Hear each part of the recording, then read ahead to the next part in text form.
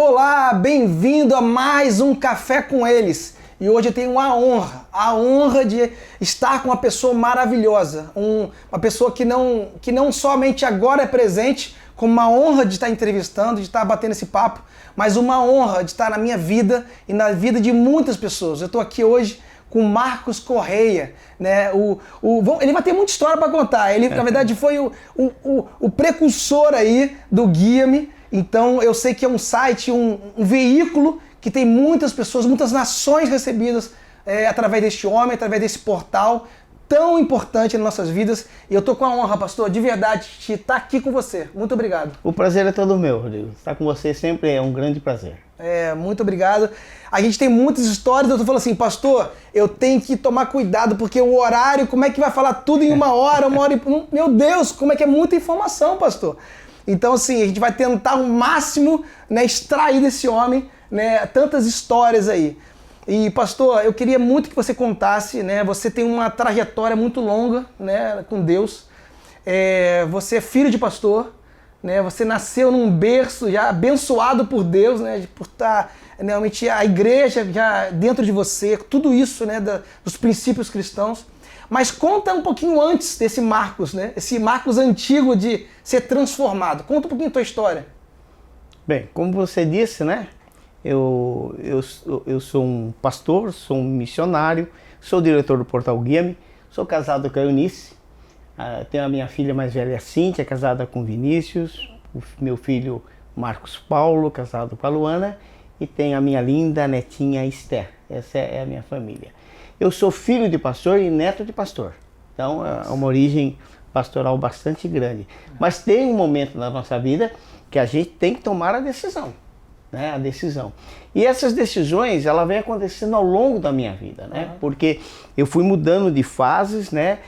Mudando de nível, estabelecendo um novo método de trabalho. Deus, muitas vezes, você está aqui, Ele te tira daqui, te coloca ali, né? Eu tenho sempre tido o prazer de andar com pessoas com que eu aprendo muito, apesar de não ser mais jovem, né?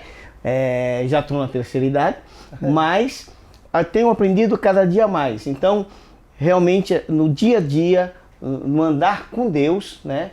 A gente vai aprendendo. E eu percebi claramente que teve um momento que eu deixei só de ouvir Deus, conhecer Deus através da palavra, mas eu comecei a conhecer Deus andando com Ele. Então essa foi uma grande virada na minha vida. É verdade, é verdade. Não, e é muito bom saber disso, porque na verdade a gente vê, né? Você é um homem que é um pastor, que é um homem que transfere muita coisa através do Guia-me, mas não somente no Guia-me, é um homem que transfere e transborda nas vidas das pessoas com tanto conteúdo, tanta experiência. E te vai renovando, né? Sim. E eu vejo que tem uma história por trás do Guia-me, né? Existe uma história por trás do Marcos Correia, que existe uma história por trás do Guia-me. Sim. E muitas pessoas estão assistindo, né? E assistem, veem o Guia-me. Mas assim, por trás disso, eu sei que tem uma história muito bonita sobre o fundador do Guia-me. Sim. Eu sei que você começou junto com ele fundou, existe uma história dele. E eu queria que você contasse um pouco, porque, aliás... Olha, eu queria você aqui com a gente, porque tua história é muito linda. E transborda nas nossas vidas sobre isso. Então, o portal Guia-me, né? Guia-me.com.br é um portal que surgiu em 2005, né? Em junho de 2005, quando surgiu o portal. E eu comecei a andar com o Guia-me no início de 2006, né? Então, 6 meses depois do Guia-me surgir, eu comecei a andar com o Guia-me. O Guia-me nasceu no coração do Sr. Roberto. O Sr. Roberto é um homem cristão, né? Frequenta uma denominação lá em São Paulo, é um empresário, mas a história dele é muito bonita, porque ele foi criado no orfanato no interior de São Paulo, né? E depois, quando completou a maioridade, não poderia mais ficar no orfanato, ele foi para São Paulo. E em São Paulo, ele chegou a dormir no relento. Olha! Chegou a dormir no relento, meu Deus. Porque não tinha...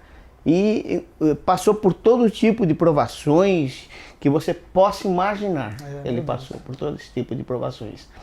E daí, pela misericórdia de Deus, ele e a sabedoria, ele é um empreendedor nato, né? Um empreendedor nato. E ele entrou no mercado de trabalho, num ramo de trabalho lá, e se tornou um empresário. Olha. Aí um dia ele diz, eu não sei se eu senti, eu não sei se foi sonho, eu sei que surgiu no meu coração vontade de fazer algo em favor do reino. Olha. Só que, como ele diz, eu não sou pregador. Ele fala, eu não sou pregador, eu não tenho esse dom da palavra, né?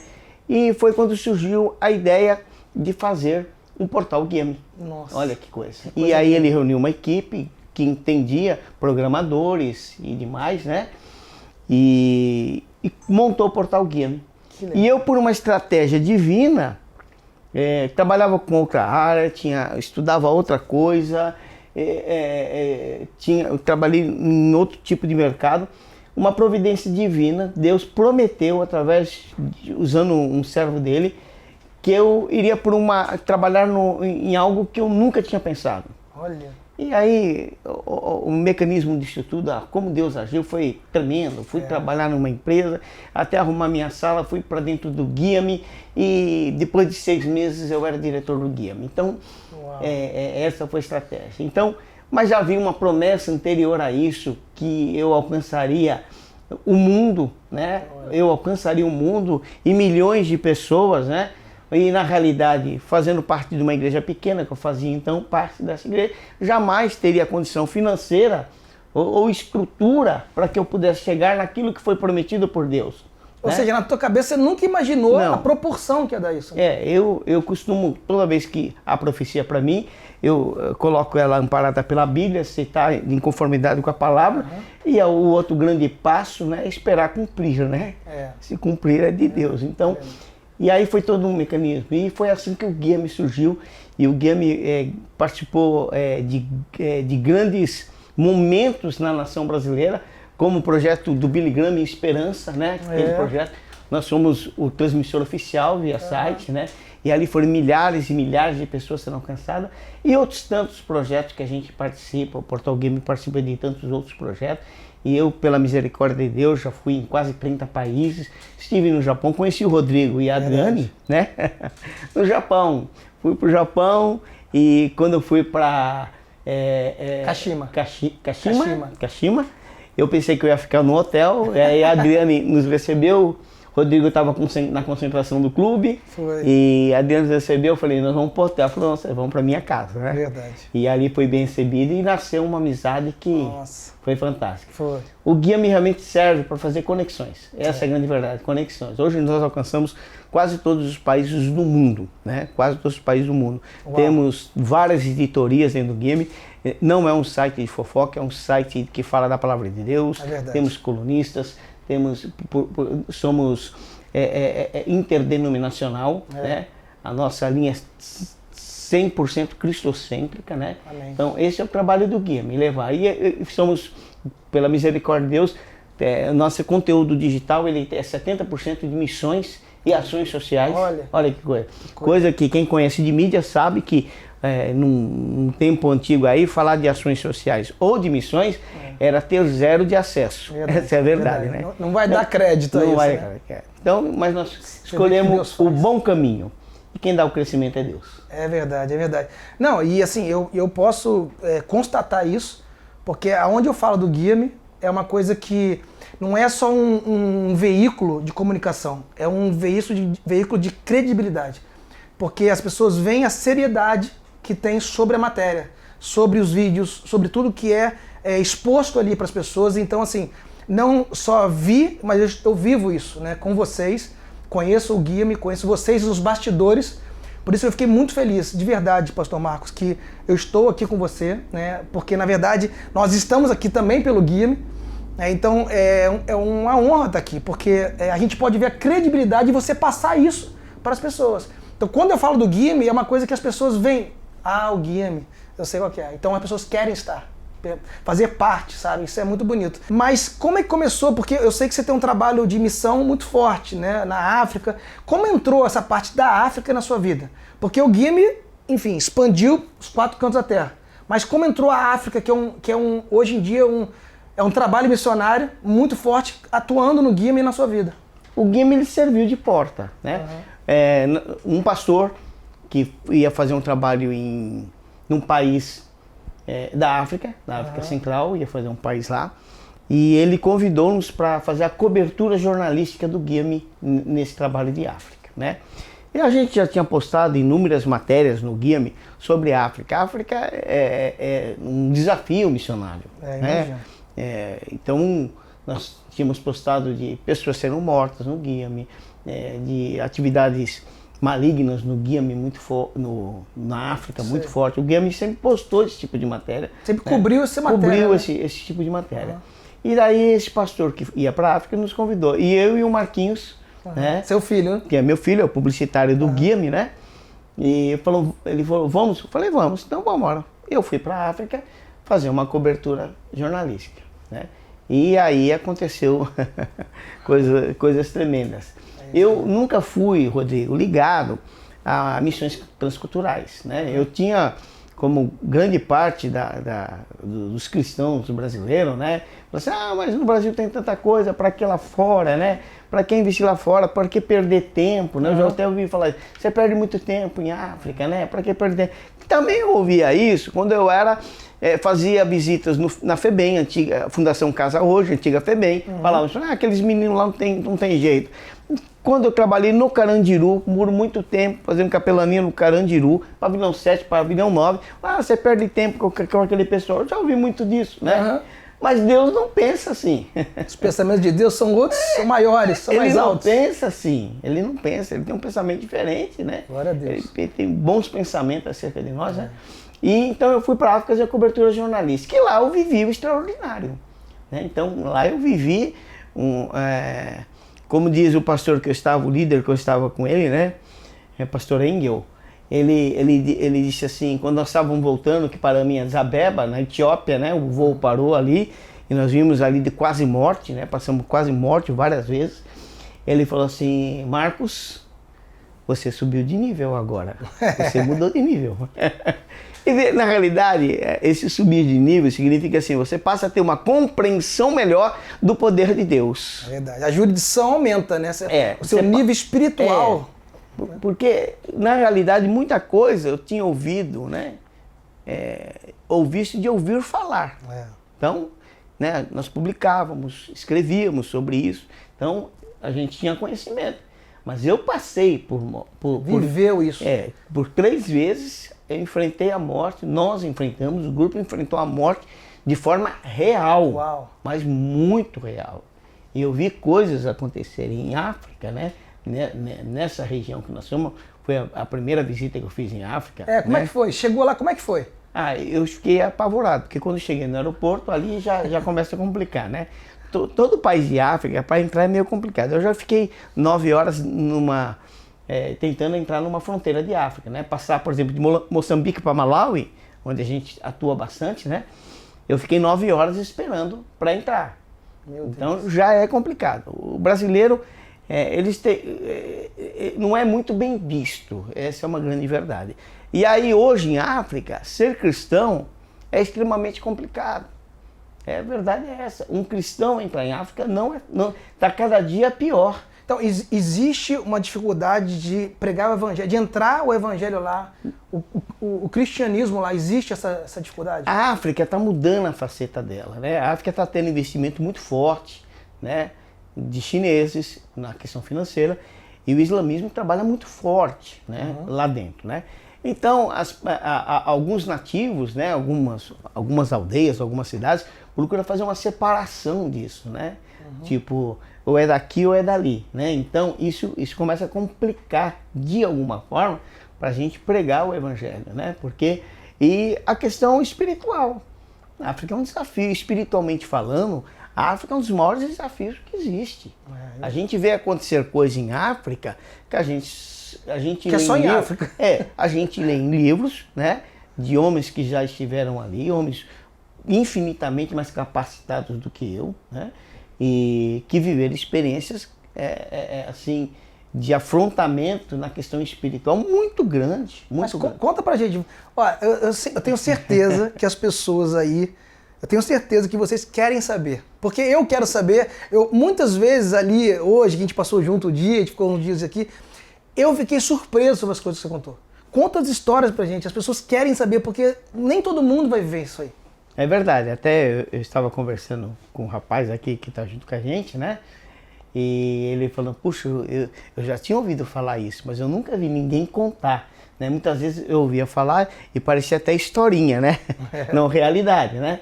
E eu, não que eu tinha essa dúvida, porém eu não tinha vivido, eu tinha escrito, mas não tinha vivido.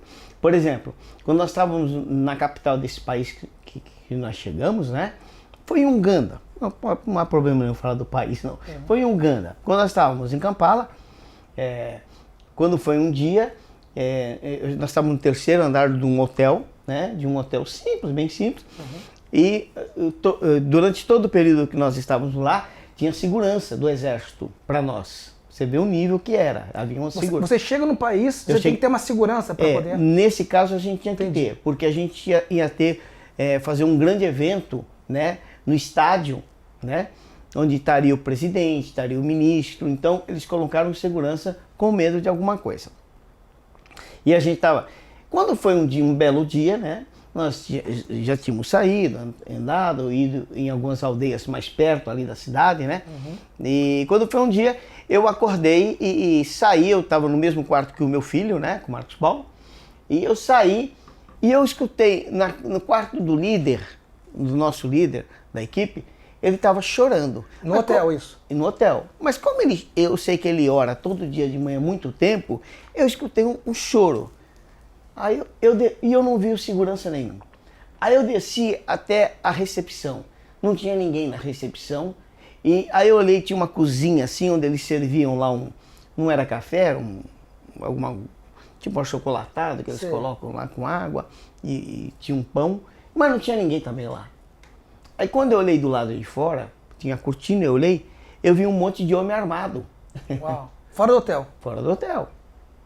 Fora do hotel. E aí eu subi, eu falei, mas que estranho. Aí eu subi. Quando eu passei no quarto novamente do nosso líder, pastor Joel, ele continuava chorando. Aí eu falei, não, fui lá e bati na porta. Ele não abriu, eu empurrei a porta. Ela não estava trancada. Aí quando eu entrei, ele estava ajoelhado e com o rosto no chão chorando.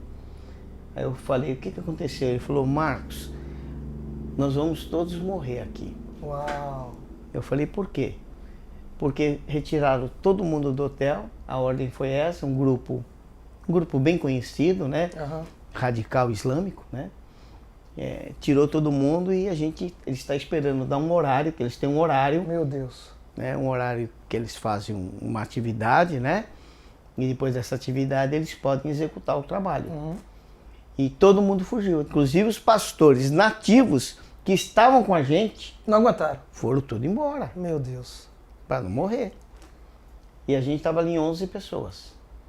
Uau. Ele falou assim, ele disse, Marcos, você quer que eu tente dar um jeito de fazer você e o Marquinhos sair de algum jeito daqui para ir embora? Eu falei, não.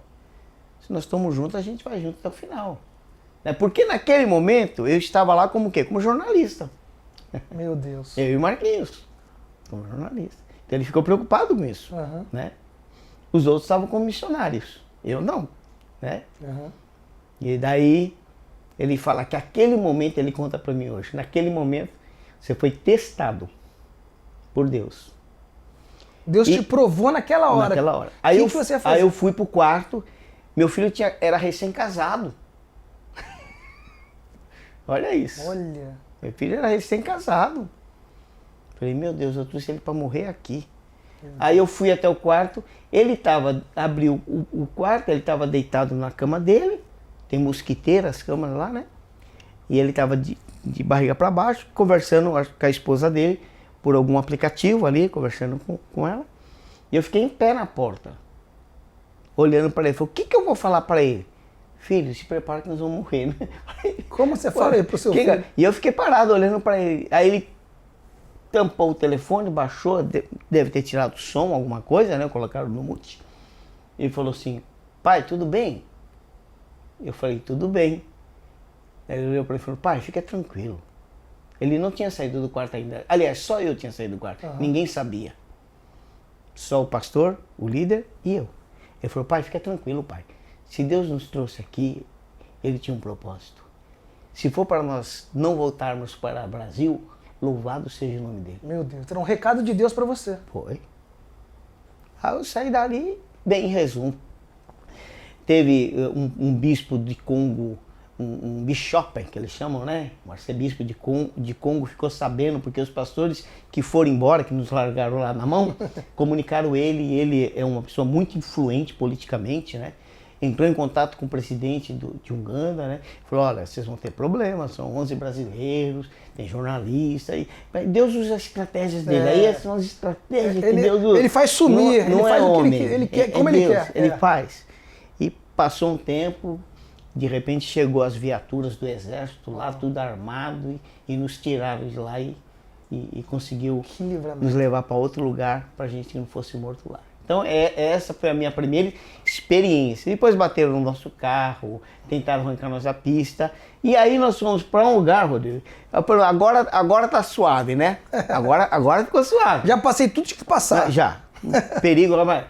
Mas é que vinha o mais difícil. Chegamos num lugar que é conhecido como... É onde moram os pigmeus, divisa com o Congo, né? E esse lugar há sacrifícios de crianças. Porque, explicar Uganda é um país presidencialista, porém ele é dividido em reinos, né? Vários reinos. E nesses reinos, a lei maior do país não tem poder.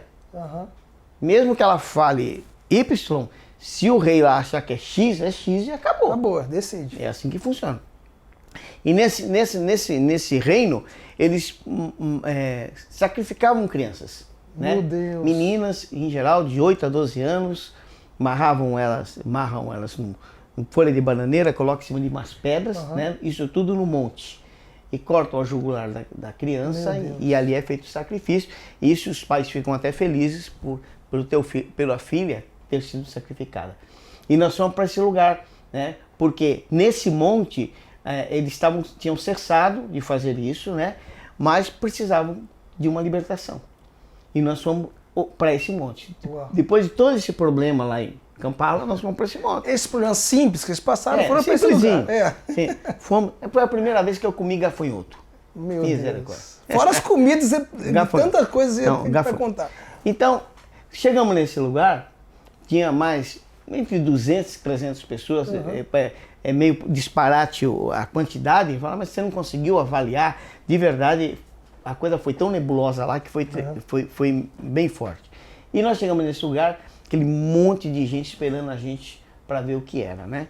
E quando nós chegamos lá, eu encontrei os pigmeus, porque nesse lugar é onde moram os pigmeus. Sei. Tem os grandes gorilas, essa região, né? Então é uma coisa assim bem diferente daquilo que a gente até imagina. E que a gente escuta falar, mas você viveu isso. Porque a gente escutou, a gente já escuta falar sobre isso. Sim. Então eu falei, puxa vida, quando eu era garoto, olha, eu vou confessar uma coisa aqui, não sei nem se era pecado, mas eu li o Gibi do Fantasma. Muita gente lê. E ele falava dos pigmeus. É justamente nessa região. Então a gente essa região. E daí o pastor começou a pregar. Falando, ele fez uma pergunta básica para as pessoas, falou assim, quem aqui, porque é tudo rei lá, tudo um rei, um é rei, outro é príncipe, é uma coisa assim, pergunta, quem aqui acredita que Jesus Cristo é o rei dos reis? Eu lembro dessa pergunta. 2 ou 3 pessoas concordaram com ele. Na hora todo mundo já... Não, eu falei, ixi, a coisa é complicada aqui. Aí ele começou a pregar e falar, aí ele começou, vocês não são rei coisas nenhuma, porque se vocês não conhecem Jesus como rei... Bem, em resumo, ele começou a pregar. Aí eu vi claramente Deus usar ele assim de uma forma estrondosa. Aí começou a acontecer fatos espirituais que eu já tinha escrito, a gente já tinha escrito sobre isso, mas eu nunca tinha presenciado. Vivenciado ali visualmente. As pessoas saíam, era como fosse... Estavam sentados aqui e eles corriam de um lado para o outro e o corpo continuava no mesmo lugar. Não, pastor. Não, repete isso aí. Como é que é? As pessoas sentadas assim, sentadas. Aí, de repente, você via a pessoa correr para lá e para cá. Era em cima de um monte. Meu Deus. Mas a pessoa estava lá. Aí um missionário encostou em mim e falou assim, pastor, você está vendo? Eu falei, eu estou vendo, mas não estou nem com coragem de falar. Olha isso, eles estão correndo. Aí o outro encostou, você tá vendo? Tô vendo. Aí o outro encostou, você tá vendo? Eu tô vendo. Aí eu chamei o Marquinhos né, que estava filmando, tirando foto, e um outro missionário lá de Manaus que estava tirando foto e filmando. Eu falei, filma, tira foto. Não saiu nada. Absolutamente nada. Totalmente espiritual. Era totalmente. Uau. Mas o pastor percebeu, o pastor que estava pregando, ele percebeu e ele repreendeu. Teve uma hora que ele repreendeu. Quando ele repreendeu, parou tudo. Em resumo, O poder. Ele parou de Deus. tudo. Aí no final ele fez o mesmo apelo, assim. Ele foi muito usado. Ele falou assim, quem aqui reconhece que Jesus Cristo é o Rei dos Reis? Naquela hora, praticamente todo mundo se ajoelhou e colocou o rosto Glória a no chão. Deus. Glória a Deus. Então são experiências, né? Experiências assim que a gente vai tendo em África, que vai abrindo pra gente uma visão. Eu que sempre fui pastor de púlpito, né? A vida inteira, diretoria, cargos, sempre trabalhando dentro da igreja, não que isso seja pecado, muito pelo contrário, a igreja precisa disso. Mas Deus me deu uma oportunidade hoje, né? Então, por isso que eu falo no meu livro, depois a gente vai comentar, né? Depois já era para mim estar, entre aspas, aposentado, né? 60 anos de idade, né? Faz 10 anos que eu trabalho em África, né? Pegar uma vida tranquila, ficar mais tranquilo, né? Vamos agora só agora pregar, que aqueceu, né, pastor? Agora fazer que batismo da ceia, vamos só fazer isso que é mais tranquilo, né? Na realidade, Deus me levou para um estágio um pouco diferente e eu vivo hoje uma coisa. E daí, dessas experiências que eu tive, né? Foi realmente uma coisa muito forte, eu entrei numa missão, né? Que é a missão MME, Missão Mãos Estendidas. E ali eu conheci do pastor Elias, que até a gente entrevistou aqui. Que é o presidente da missão. Uma benção. Ele me convidou para estar com ele e eu comecei a andar com ele. E hoje, pela misericórdia e graça de Deus, a gente trabalha ali com 4 países, Moçambique, Malawi, Zâmbia e Zimbábue. E vocês fazem o que lá? Então, a gente dá treinamento para pastores nativos, né, aproximadamente 400 e poucos pastores nativos. A gente divide em 2 blocos, em Moçambique e Zimbábue, e no Malawi e Zâmbia, né, que fica mais perto ali.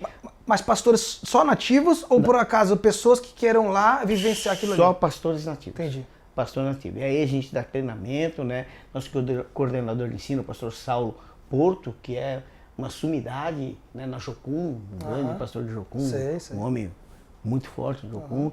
E a gente dá treinamento para esses pastores, para esses líderes, ensinando a praticamente tudo da palavra, estratégias e outras coisas a mais. E eu cuido da área social. Né? Agora mesmo nós entregamos 50 toneladas de comida, né? Para esses pastores, para a igreja, porque a fome é muito grande, porque a África tem isso. Ou é muito calor e perde tudo na seca, ou vem os vendavais os extremos, e né? derruba tudo, alaga tudo. Então é os extremos. Então a gente tem que estar sempre cuidando.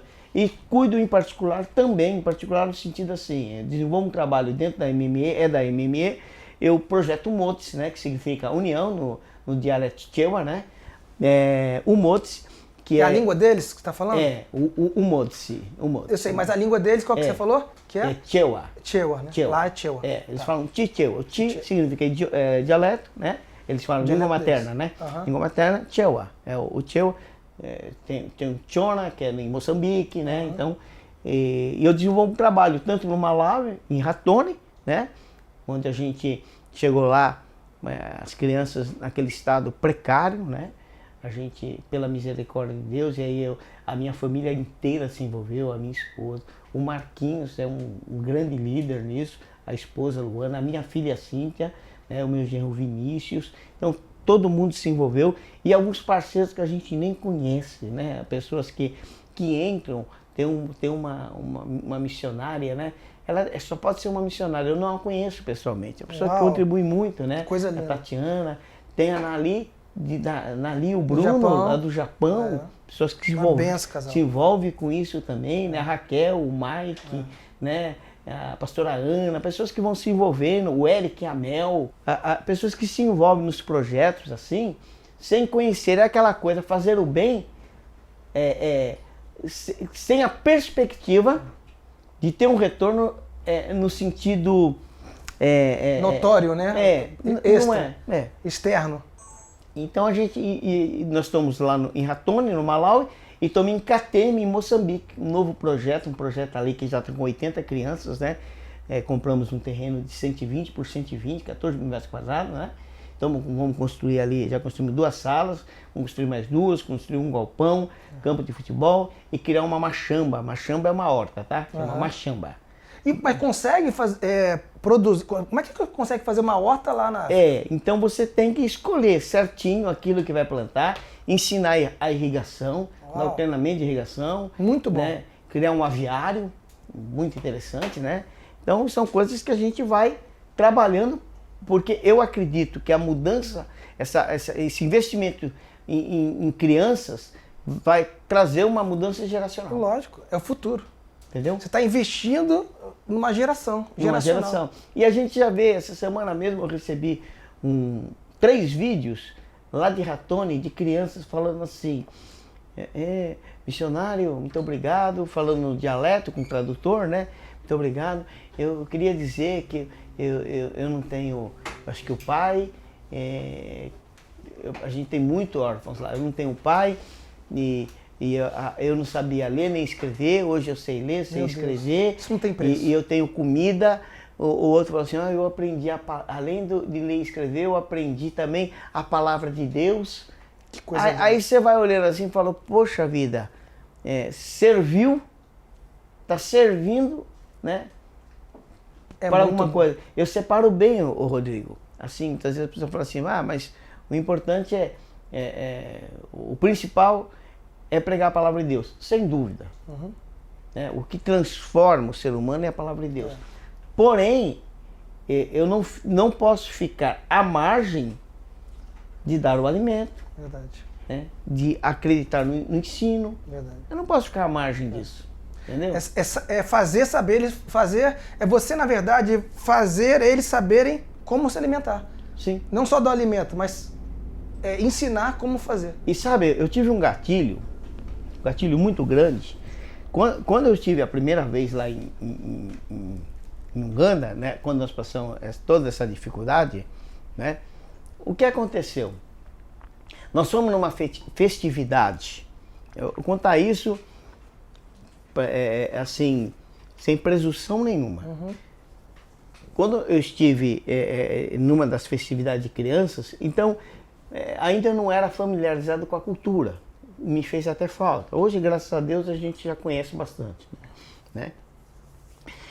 Quando foi servir o alimento, qual é a ordem natural de nós brasileiros? Vai servir a comida. Quem se alimenta primeiro? Criança. Não é assim? Muitas vezes até antes de colocar a mesa já serve as crianças. Serve a criança. Lá não. Lá a criança se sobrar comida. Meu Deus. Mas é cultura. Primeiro os homens mais velhos, depois os outros homens, depois as mamas, as mulheres, aí se sobrar comida, as crianças. É dessa forma. Olha.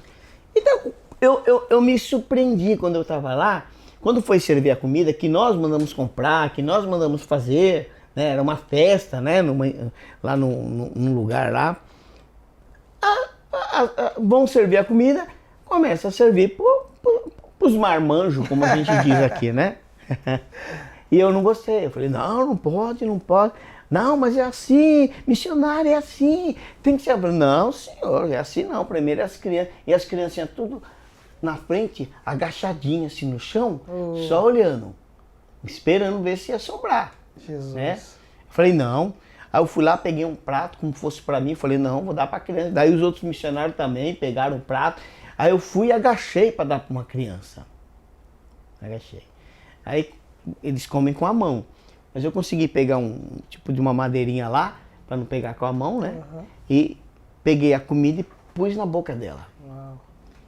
Mas antes de pôr na boca dela, ela olhava para os lados assim, ó, para os adultos, com medo de comer.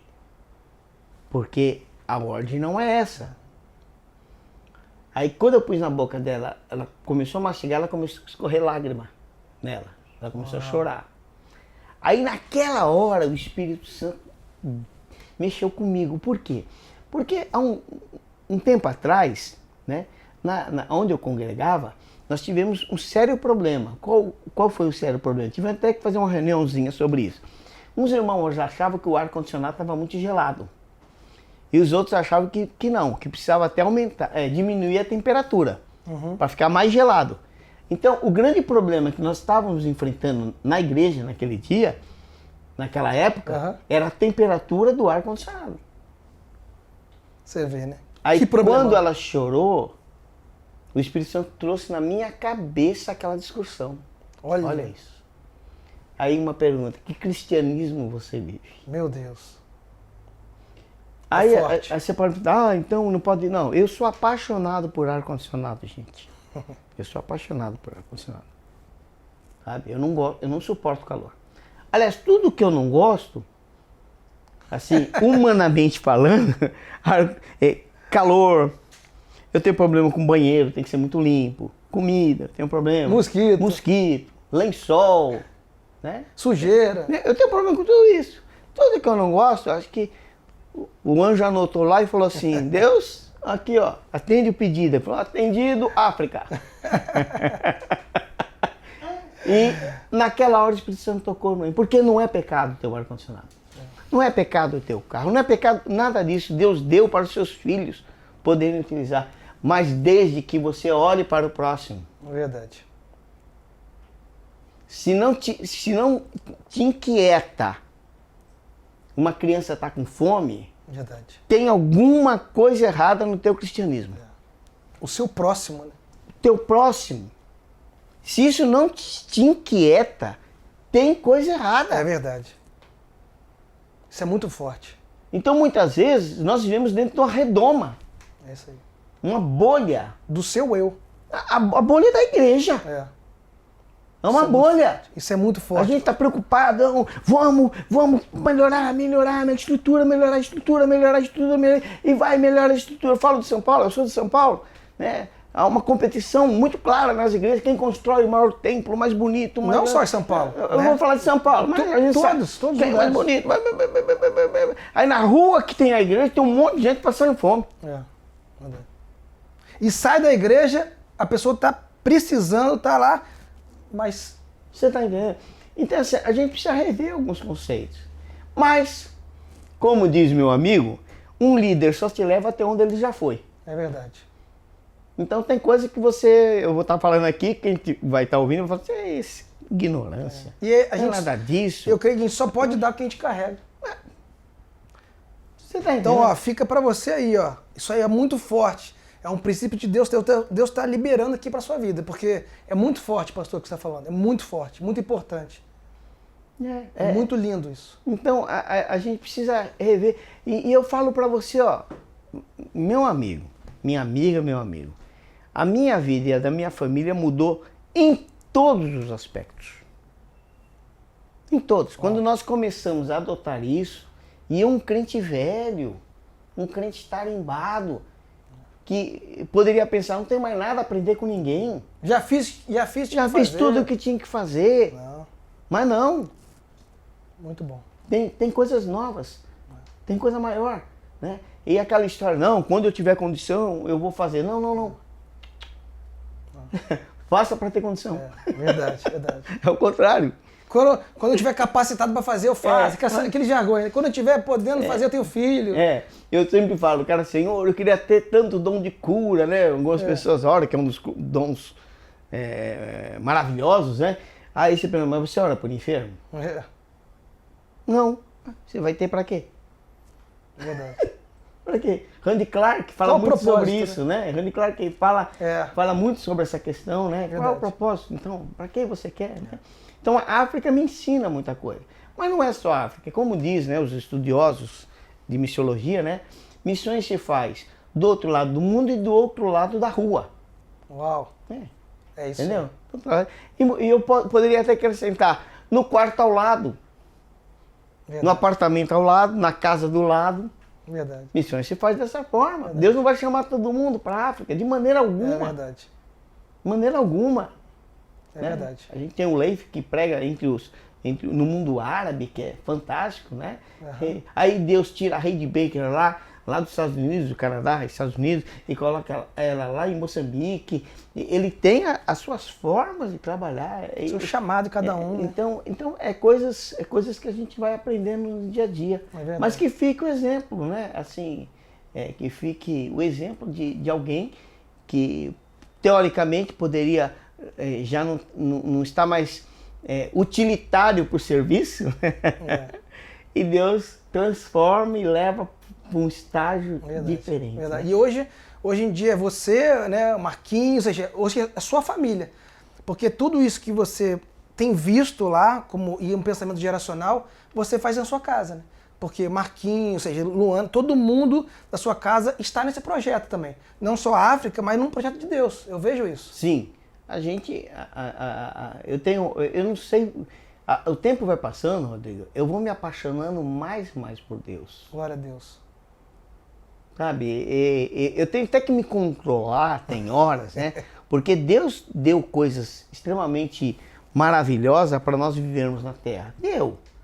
Mas eu tenho que me controlar porque eu quase não acho prazer nessas coisas. Vai perder. Os seus valores são outros, né? Não tem, às vezes a pessoa, eu comprei isso, fiz aquilo, foi aquilo.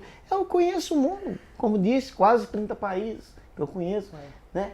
Mas o prazer meu é falar de Jesus e tá ajudando alguém, um próximo, alguma pessoa. Esse é o prazer. É verdade. Né?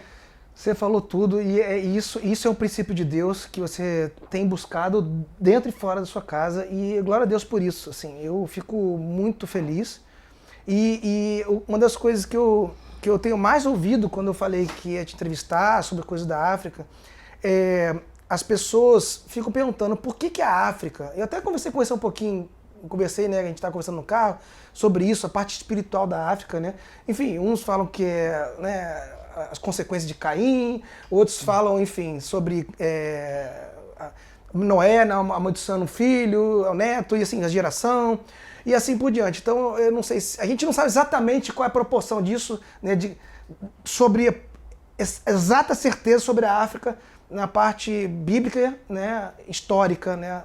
Mas o que você tem feito e você tem visto isso lá sobre muitas coisas de voodoo, né, as maldições que estão ocorrendo lá, né? Isso é muito forte. Tem feitiçaria, tem bruxaria, porque isso, tá bom, é geracional, é uma história, desde Gênesis, pode ser também que eu tenho, né, acho que muito forte isso. Mas hoje você tem vivido e visto coisas lá. Conta um pouquinho pra gente, que isso é muito forte que tem acontecido lá. Então, há uma grande dificuldade em África de colocar na cabeça de africanos, né, de nativos, muitas coisas que falam, não, isso aí não é bom fazer, isso não pode fazer biblicamente. A resposta é, mas isso é cultura. Então, é muito comum um crente, só um exemplo, é muito comum um crente, denominado crente, que frequenta uma igreja, quando o filho está doente, ele orar e o filho não ficar bom, ele ir numa benzedeira. É muito comum para eles. Lá? É. Em África. Meu Deus. É muito comum. Porque cada localização, né, tem um grande feiticeiro, eles morrem de medo. Né? Isso é muito forte lá. É muito forte. Bruxaria, feitiçaria. Muito forte. Então, eles vivem essa dicotomia de tentar entender que isso não é cultura, entendeu? Que na realidade isso é uma escravidão. Então eles se tornam escravos. E o que o diabo gosta? De aprisionar as pessoas. É verdade. Então muita coisa que eles vivem de miséria na realidade é porque eles não conseguiram se libertar de todo esse legado maldito. Porque a África em si, o pastor Saulo Ramos fala muito sobre isso. A África é um país riquíssimo, maravilhoso. Né? Eles são felizes, eles chegam, te recebem cantando. Um povo alegre, né? Incrível isso. Eu já fui coralista, né? Já cantei em quarteto, já fui coralista, grupo de louvor. Então a gente ensaia. Eles reúnem 5, 6, quase 5, 6 vozes, normal. Mas o que você tem que falar disso? Um povo, um povo que é tão sofrido, de uma extrema dificuldade e uma extrema alegria. Como você vê isso? Na realidade, o canto para eles é agradecimento, o canto para eles é devocional, o canto para eles é para afastar a tristeza. Então eles utilizam o canto para várias coisas. Então, eles têm essa utilização do canto para várias coisas. Agradecimento. Tudo. Então a África vive esse contexto, né, de ter tanto roubo, tanta falcatruas, os governos são ruins, um governo pior que o outro, né? Muita corrupção, uma corrupção assim exagerada. Mesmo com a situação difícil, ainda consegue fazer corrupção do que tem. Mas é muita. É muito, é um absurdo. Ou seja, tá no homem, não tá na situação. Então assim, tem que passar por essa libertação, não tem como. Então é um processo, é lento, é difícil, é cansativo. Uma vez eu perguntei para o pastor Elias no aeroporto de Lilong, né? Depois de passar por 5 revistas, né, pastor Elias? Eu já não estava aguentando mais, eu já estava quase blasfemando, porque eles são insuportáveis. Toda revista é para tomar dinheiro, entendeu? É uma coisa terrível.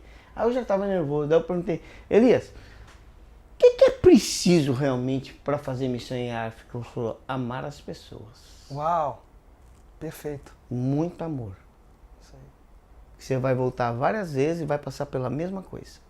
Ou seja, o maior dom, que é o amor, nunca fugiu ao propósito. É amar as pessoas. Está acima de tudo. É acreditar que aquele indivíduo, aquele ser humano vai ser transformado É muito forte. pelo Evangelho de Jesus Cristo.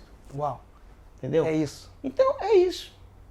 Né? É isso, é isso, é isso. E assim, conta uma história sobrenatural. Eu sei que são muitas histórias sobrenaturais na sua vida, mas conta uma história assim, olha, eu vivi algo sobrenatural na minha vida, que isso impactou e até hoje eu tenho esse testemunho na minha vida. Comigo, que você vivenciou. Sobrenatural. Eu poderia falar, você está falando relacionado à África ou não? Então dá 2 exemplos. Tá. Um que você vivenciou de sobrenatural e que você vivenciou com você. Em 2015, o médico falou que eu tinha 6 meses de vida. Câncer no pulmão. 2015. Nós estamos em 2024, né?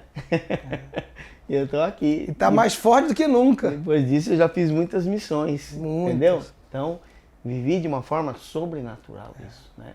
Deus me curou, né, de um carcinoma. Deus me curou de forma assim maravilhosa. Glória a Deus. Eu tenho certeza que Ele me curou porque tinha um propósito ainda na minha vida, né? Pode ser que quando acabe o seu propósito, Ele me recolha, né? Pode ser isso, né? Então, mas eu vivi assim coisa extraordinária. Uma outra ocasião eu estava em Moçambique, né? E lá em Beira, Moçambique, e encontrei um missionário que eu não conhecia, né? Não conhecia, e ele falou com o grupo que nós estávamos e falou assim, quando eu estava saindo, ele falou assim, eu posso falar com você um pouquinho? Eu falei, pode. Se eu espero um pouquinho, eu não conhecia ele. Eu falei, tá bom, esperei ele. Falava português, né? Aí ele falou, pastor, deixa eu falar uma coisa com você. Aquilo que você viveu em Uganda, eu nunca tinha visto aquele homem. Nunca na minha vida. Aquilo que você viveu em Uganda, aí ele contou pra mim tudo que eu vivi em Uganda, que eu relatei pra vocês aqui. Essas coisas acontecem aqui também. E ele foi falando. Aí eu vi como Deus trabalha, né? É assim, quando você tá... A gente aprende nesses lugares, e com certeza muitos vivem isso também, não em África, mas aqui no Brasil, que não é o nosso braço. Sempre é o braço de Deus. Amém. Entendeu? Então a gente começa a viver, Rodrigo, essas coisas sobrenaturais. Coisas que, assim, é andar realmente... É 100% andando na vontade de Deus. Verdade. E te fez hoje uma carta viva daquilo que ele é. Sim, e sabendo, né, que assim, ser missionário, como dizia, acho que é o irmão André que dizia isso, é ir, mas sabendo a possibilidade de não voltar. Isso é forte. É ir, vai, mas sem a possibilidade, tendo a possibilidade de você não voltar. E você viveu isso na pele muitas vezes. Sim, muitas vezes. Muitas vezes. Então a gente vê assim, de forma grandiosíssima, milagres e milagres e milagres. É coisa muito profunda. Sobrenatural. Sobrenatural. E hoje você escreveu, né? Você tem aqui seu livro, né? Ouse Ir, que é a história da sua vida. Sim. Um testemunho de vida, uma carta viva escrita um pouco, né? Tentando resumir tudo aqui. mas é um livro tremendo, eu recomendo para você. Mas fala um pouco desse livro pra gente. É uma autobiografia, né? Aí, uma autobiografia. E aí eu conto um pouco da história da minha família, né? E depois eu falo um pouco da minha impressão sobre missões, né? A vida missional, a missão integral, a missão autóctone. Então eu falo um pouco sobre as 3 visões de missões, né? Da missão, sobre as 3 perspectivas, né? Que eu entendo, tem mais, óbvio, né? Então eu falo um pouco sobre... E conto algumas dessas histórias que eu relatei aqui, está no livro também, né? Então esse livro serviu para... esse livro foi escrito, na realidade, quem pediu para que eu escrevesse esse livro foi um ateu. Nossa, olha que coisa, Foi um hein? ateu. Olha só. Que pediu para eu escrever. Quando ele pediu, ele perguntou o que eu fazia, eu falei, depois ele falou para mim que ele era ateu, e depois ele falou assim, conta alguma coisa que você fala que vai na África, conta alguma coisa. E eu contei. E quando eu contava, o olho dele ficava vermelho, e quando acabou ele falou assim, você não tem o direito de guardar essa história para você, você tem que escrever um livro. Glória a Deus pela sua vida, viu? Glória a Deus. A gente tem essa possibilidade de escrever um livro sobre isso. Então esse livro nasceu disso e ele é 100% destinado para missões. Hoje, Rodrigo, pela misericórdia e graça de Deus, né, só pela misericórdia dele, toda a missão que eu faço em África, todo o trabalho que eu faço em África, ele é 100% financiado por mim e pela família. Glória a Deus. Então a gente não usa recurso de igreja, eu não sou pastor local, né? Então a gente não usa absolutamente nada de recurso de igreja. São a minha família, mas algumas pessoas, como eu já disse, que investem no reino, e isso é bastante maravilhoso, né? E por quê? Porque eu tenho que dar a Deus aquilo que me custa alguma coisa. Né? Glória a Deus, é verdade. Então, no final, fica até o final desse vídeo, né, desse podcast, bate-papo aqui, porque a gente vai depois sortear 2 livros. Então, não perca, tá? E eu abri uma caixinha de perguntas, né? Lá no Instagram, nas redes sociais, e tem várias perguntas legais aqui. Tem muita pergunta legal, de verdade. Mas nesse tempo do Guia-me, você já pensou em parar? Porque tiveram várias dificuldades, com certeza, né, que você passou.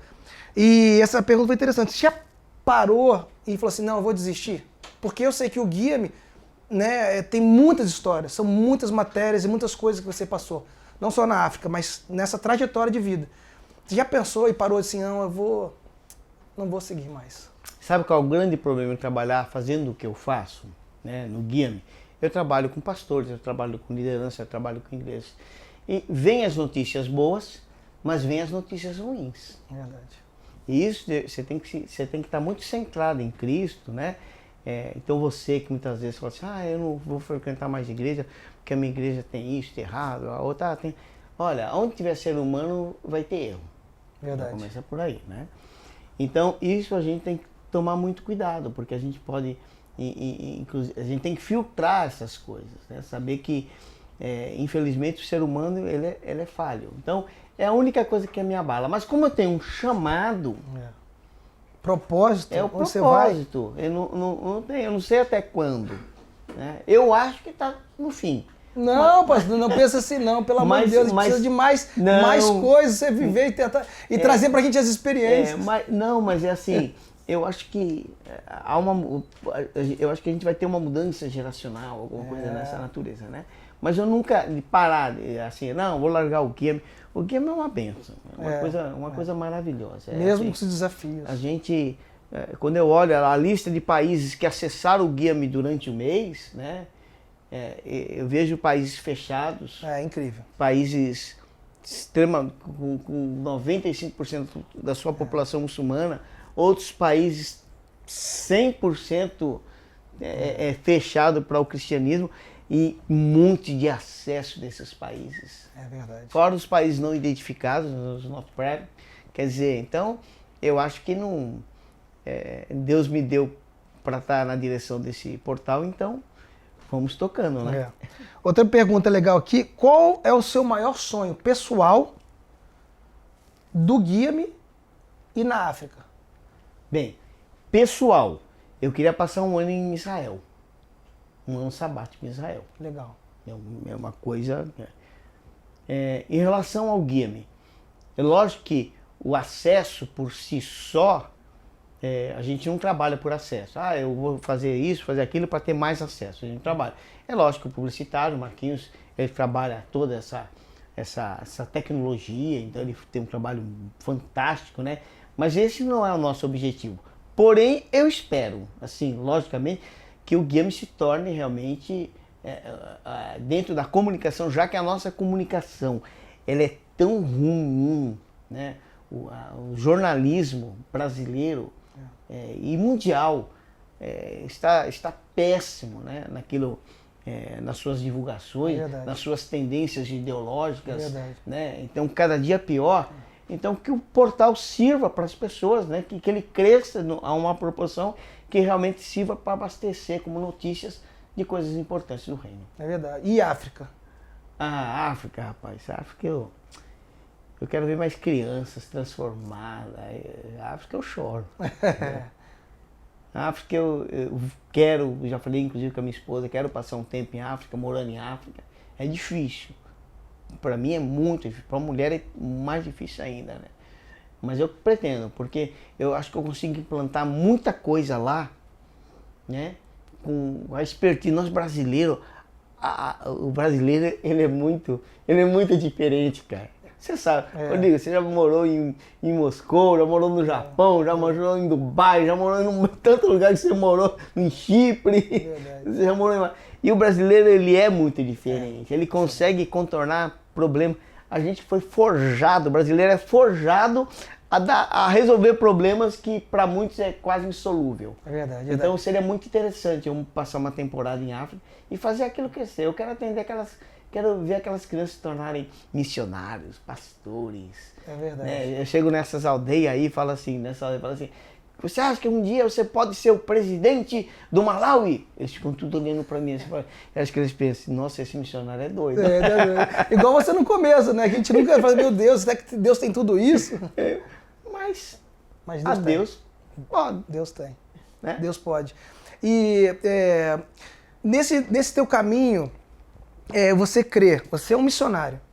Você crê que o Brasil é um celeiro de missionários para as nações? Você crê nisso? Porque a gente fala muito isso. Mas na sua concepção de missionário, vivendo isso, o Brasil é um celeiro para as nações? Eu já ouvi muitas profecias a respeito disso. Já estive em eventos que foi profeticamente falando que o Brasil é um celeiro de missionários, né?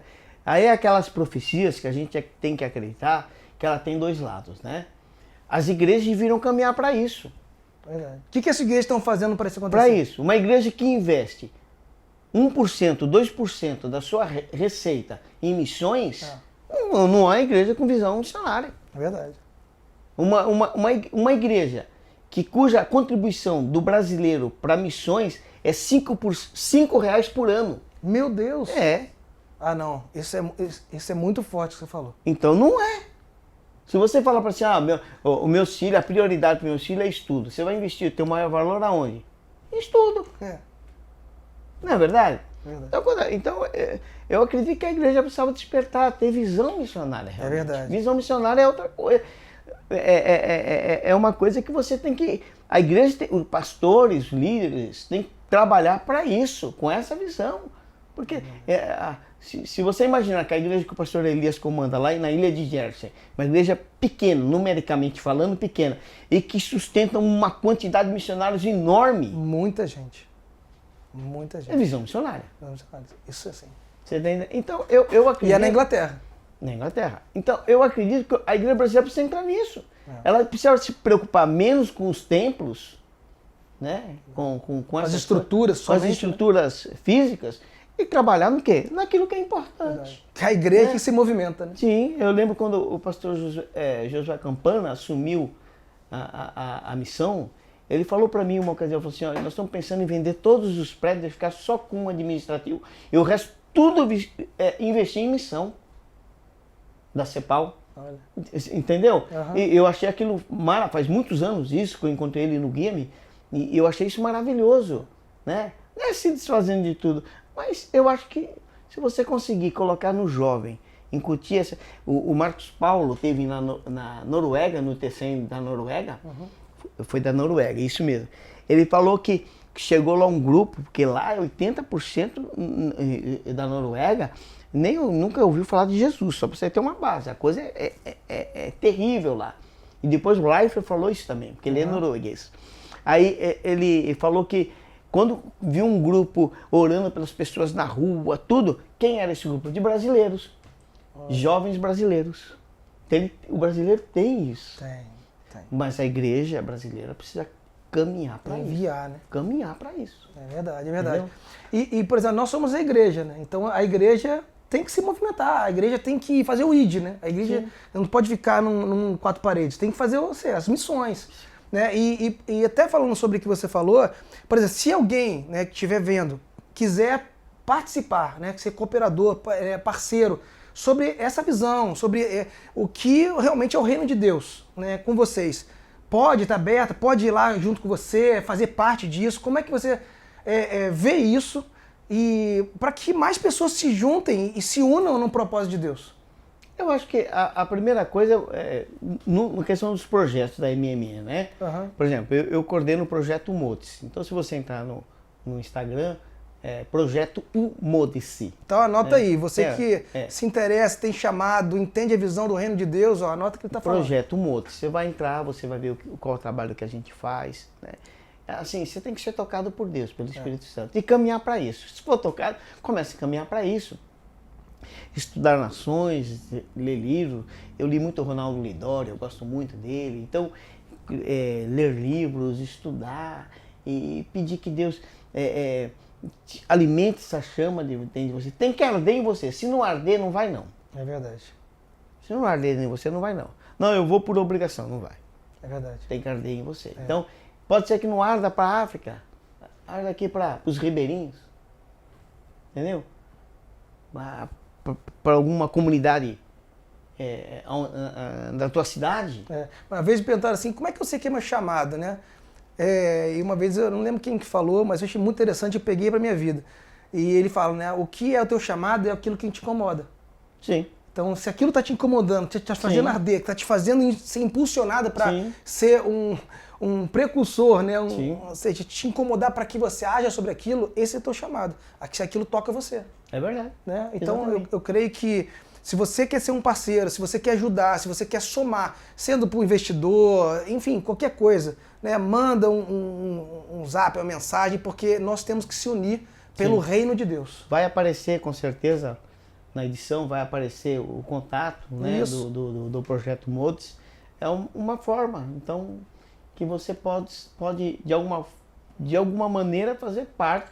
Eu tenho no Japão várias pessoas que adotaram crianças no projeto Umodice, lá do Japão. E não são cristãos. É verdade. Olha isso. Não são cristãos. Não. Você tem os valores, assim, rápido, que eu lembro que o pastor Elias uma vez me falou. $30 por criança. Então, fala esses dados para o povo, porque quando eu ouvi isso eu fiquei muito chocado. Uma criança por mês custa em torno de $30. Não, peraí. Pessoal que está ouvindo isso. Por mês. Uma criança custa $30 por mês para ser nutrida, para ter vida, para ter propósito. Então, olha o que você gasta, que muitas vezes a gente gasta e nem dá valor. E uma criança lá está precisando de $30 para viver. Isso é muito forte. Eu estou sentindo a presença de Deus aqui, pastor. Porque eu sei que muitas pessoas vão precisar ouvir isso, sabe? É verdade. Porque não tem senso de valor. Faz diferença. Agora mesmo eu estava aqui, antes de começar o podcast, o pastor me passando aqui, lá de pastor Jonathan, que cuida pra gente do projeto Umodice lá, ele me passando que precisa fazer alguns banheiros lá, né? Porque eles utilizam o mato, né? E a gente quer mudar esse conceito, né? E ele passando aqui, ó, o orçamento, aí passa o orçamento, passa como vai fazer, ele vai passando. E para nós uma coisa tão insignificante, né? Mas para eles uma latrina é uma coisa do outro mundo, entendeu? Então é muito gratificante você chegar depois lá e ver que mudou o ambiente. É verdade, mudou uma vida. E você pode nunca ir lá, pôr o teu pé na África, fisicamente. Mas você pode impactar a vida de uma pessoa profundamente. Te levar ela e levar ela para a eternidade. É verdade? Porque nós somos ligados no Espírito. Porque tudo isso, todo esse trabalho social que a gente faz, ele tem um objetivo: levar as pessoas a Cristo.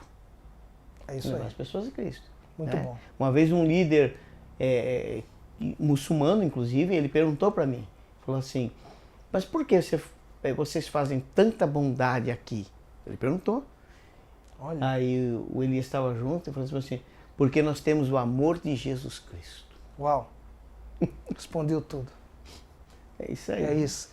Pastor, vamos começar, porque assim, são muitas perguntas e não tem como. Depois vou até passar para o pastor as perguntas, né, do caixinha de perguntas, mas não tem como responder todas. A gente está indo já, começando a se encaminhar para o final. Mas assim, vamos para um quadro resumo em poucas palavras. Tá? Eu vou falar uma palavra e você vê o que vier no teu coração, no teu espírito, para transbordar. Amém? Missionário. É a vida do cristão. Família. É tudo. Igreja. Igreja é o meio que Deus usa. Brasil. É uma pátria muito amada. África. A África Deus colocou no meu coração. Amém. Olha, pastor, que Deus te abençoe de verdade. Dá uma mensagem para as pessoas que estão ouvindo, porque eu sei que foi muito forte o que Deus transbordou aqui através de sua vida, sobre tudo que Deus fez.